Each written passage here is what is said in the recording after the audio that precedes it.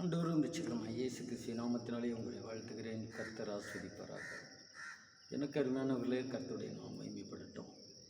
இப்பொழுதும் ஏசியா 32வது அதிகாரத்தில் ஒரு சில வசனங்கள் 32, 10, 11, 12. சுகஜீவிகளாகிய ஸ்திரீகளே, எழுந்திருந்து என் வார்த்தைகளை கேளுங்கள்.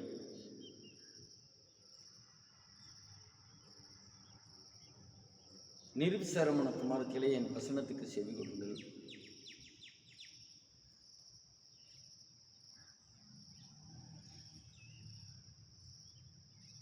நிர்விசாரிகளே, ஒரு வருஷம் சில நாட்களுமாய் தத்தளிப்பீர்கள். திராட்சை பலன் அற்றுப்போகும், அறுப்பு காலம் வராது. சுகஜீவிகளே, நடுங்குங்கள். நிர்விசாரிகளை தத்தளியுங்கள். உடையை உரிந்து கலைந்து போட்டு அறையில் இரட்டை கட்டி கொள்ளுங்கள். செழிப்பான வயல்களின் நிமித்தம் கழிக்கும் திராட்சை செடிகள் நிமித்தமும் மாரடித்து புலம்புவார்கள். எனக்கு அருமையானவர்களே, கர்த்தருடைய நாம் மகிமைப்படுவதாக. வேதம் சொல்லுகிறது, சுகஜீவிகள், நிர்விசாரிகள் இவர்களை குறித்து சொல்லுகிறது. சுகஜீவிகள் பரலோகராஜ்யம் போக முடியாது. தங்கள் வாழ்க்கை சுகமாய் வாழுகிறவர்கள். நிர்விசாரிகள் கவலையற்று தேவ காரியங்களிலே கவலையற்று இருக்கிறவர்கள் நிச்சயமாய் கர்த்தருடைய ஆசீர்வாதங்களை சுதந்திரிக்க முடியாது. இதில் அதுதான் சொல்லுகிறது, சுகஜீவிகளை நடுங்குங்கள், நிர்விசாரிகளை தத்தளிகள், உடையை கலைந்து கொண்டு வெட்டை கட்டிக்கொள்ளுங்கள். எனக்கு அருமையானவர்களே, சுகஜீவிகளாய் வாழ்ந்து மறிப்பதை விட கர்த்தருக்காக வைராக்கியம் பாராட்டி எல்லா சுகங்களையும் இழக்க நாம் தயாராக இருக்கணும்.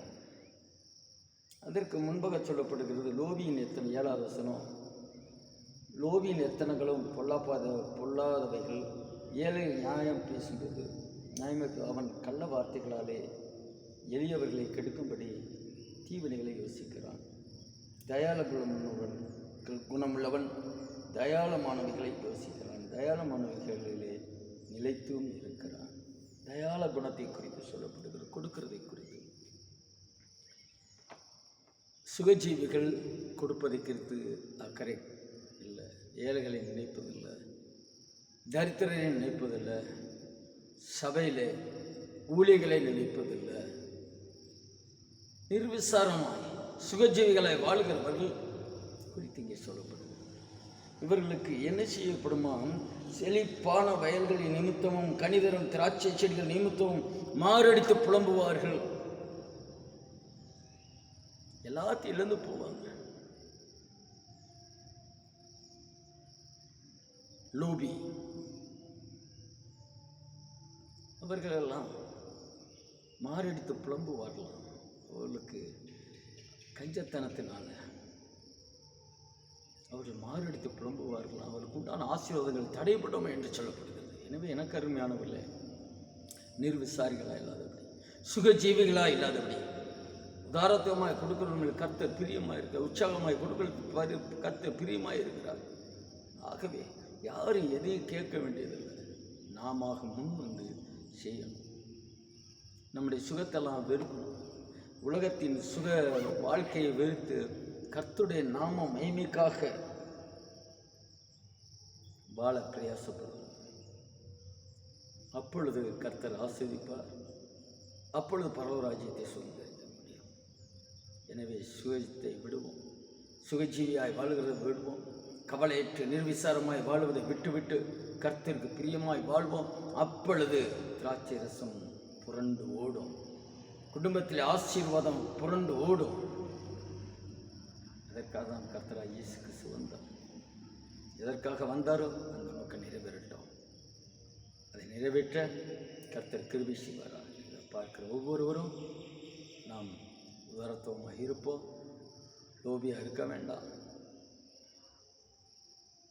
அப்போது கர்த்தர் ஆசீர்வாதத்தை சுதந்திரத்துக் கொள்ளலாம்.